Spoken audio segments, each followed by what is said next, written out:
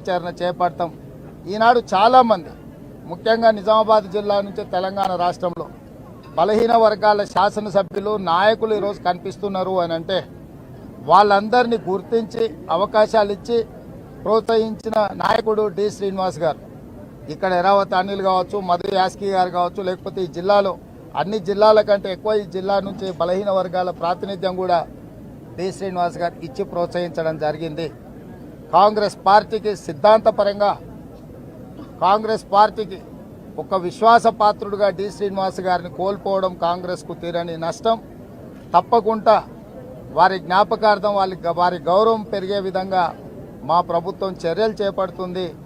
వారి కుటుంబానికి అండగా నిలబడమే కాకుండా కాంగ్రెస్ పార్టీ పక్షాన శ్రీమతి సోనియా గాంధీ, శ్రీ రాహుల్ గాంధీ గారు ప్రత్యేకంగా వారి కుటుంబానికి తన యొక్క నివాళులు చెప్పమని రాహుల్ గాంధీ గారు నాకు చెప్పిండ్రు. ఢిల్లీలో పార్లమెంటు ఇతర అంశాల ఒత్తిడిలో ఉండి వాళ్ళు రాలేకపోయినరు. శ్రీమతి సోనియా గాంధీ గారు ప్రత్యేకంగా సందేశాన్ని పంపిస్తామన్నారు. రాహుల్ గాంధీ గారు కూడా నాకు ప్రత్యేకంగా వారి కుటుంబానికి తెలియజేయమని చెప్పిండు.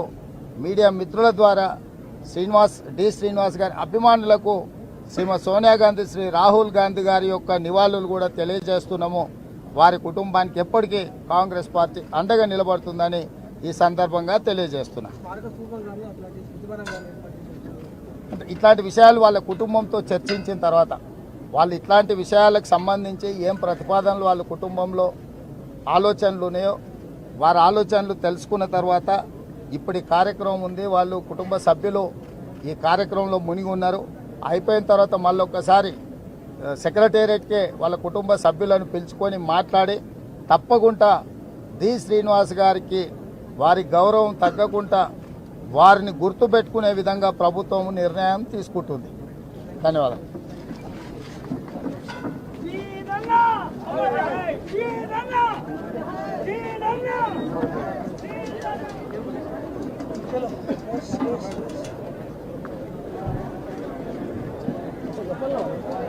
అవకాశాలు ఇచ్చి ప్రోత్సహించిన నాయకుడు డి శ్రీనివాస్ గారు. ఇక్కడ ఎరావత్ అనిల్ కావచ్చు, మధు యాస్కి గారు కావచ్చు, లేకపోతే ఈ జిల్లాలో అన్ని జిల్లాల కంటే ఎక్కువ ఈ జిల్లా నుంచి బలహీన వర్గాల ప్రాతినిధ్యం కూడా డి శ్రీనివాస్ గారు ఇచ్చి ప్రోత్సహించడం జరిగింది. కాంగ్రెస్ పార్టీకి సిద్ధాంత